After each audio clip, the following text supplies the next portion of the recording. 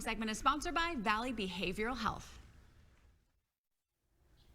We all want the best for our kids, so when they need help, that's what we want to give them.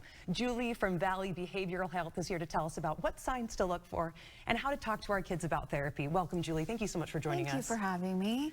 We are so glad to have you. This is such an important topic. So let's just dive right in. So as a parent myself, what are the signs that we should be looking for in our kids that maybe need some help and need to go to therapy? I would say look at changes in behavior and irritability, isolation, you know, maybe your child throwing a tantrum over something maybe that it's unique, you haven't seen that before, and sadness that lasts more than 2 weeks. These are such hard things. I feel like, especially, I have a 2.5-year-old right now, right?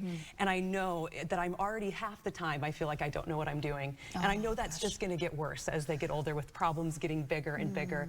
Do you have any advice for parents that are maybe struggling, trying to decide if maybe it's time to do something bigger? Yeah, I would say, you know, being a parent is a very difficult job, definitely.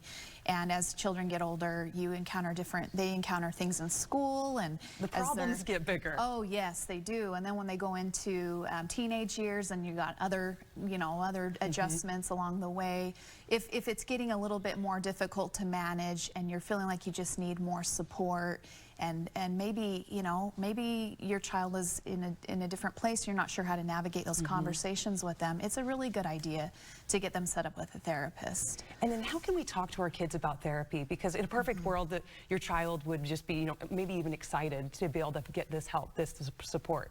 But sometimes maybe your child might be a little bit resistant to it. Is there a way that you can bring up that topic? Yeah, I would say, you know, not make it a serious conversation, like let's talk about mental health, you know, like more, hey, let's go do something, let's go get an ice cream cone, let's go chat. Well, I want to spend time with you and just chat with you, catch up on what's going on in school, and then just lightly bring it up. How are you doing? How's school? How are your friends?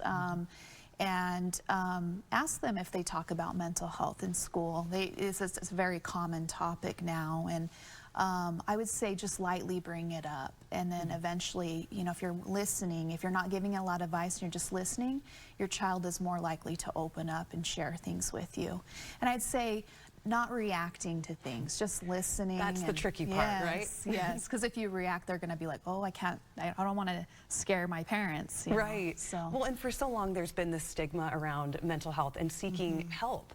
And I'm so glad that I feel like we're finally getting away from that, especially with these younger generations. They're realizing that there's no shame in asking for help and finding something. So if there's somebody out there that's struggling, or maybe it's a child that's watching right now, a teenager or a parent, how can they get a hold of you guys? How can they do these first steps to start getting help? They can definitely email us on our website. We have a message board, valleycares.com. We're on Instagram, we're on Facebook. There's a little section that you can just ask questions and reach out, and you can ask to talk with somebody. And we do consultation calls, so if people have questions, we'll call them. Answer any questions they have.